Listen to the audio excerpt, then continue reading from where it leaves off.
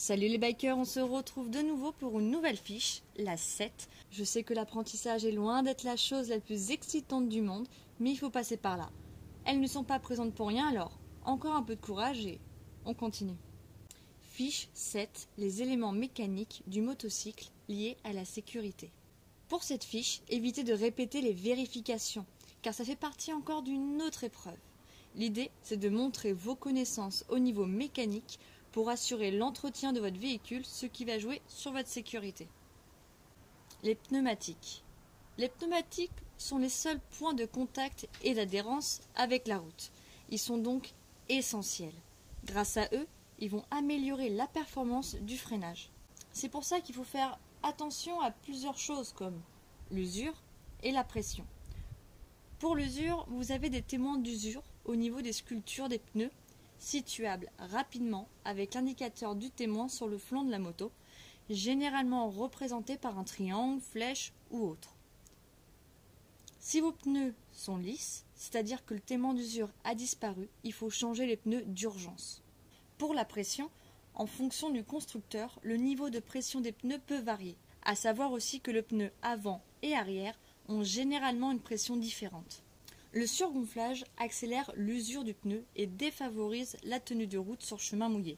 Quant au sous-gonflage, ça va déstabiliser la moto, qu'importe la vitesse de circulation, et ça entraîne aussi des risques de dérapage et d'éclatement. Les freins.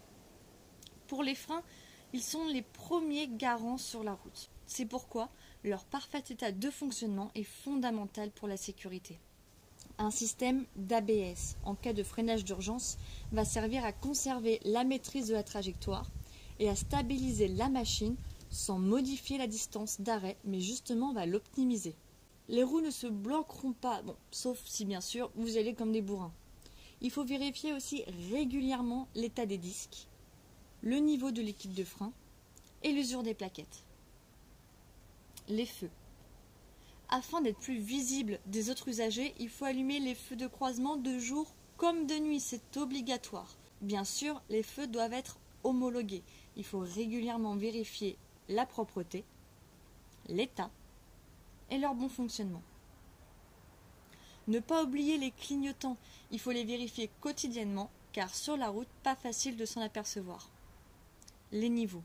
Il faut vérifier régulièrement les niveaux, ils constituent des facteurs centraux de la bonne santé de la moto. Pour ces vérifications, n'hésitez pas à consulter la notice du constructeur afin de ne rien oublier et de respecter les dosages. On peut aussi, en cas de doute, consulter un garagiste pour quelques conseils. Pour les niveaux, nous avons le liquide de frein à remplacer tous les 2 ans, le liquide de refroidissement, le carburant, le niveau d'huile moteur. En cas de carence, cela peut occasionner un serrage moteur et donc causer d'importants dommages.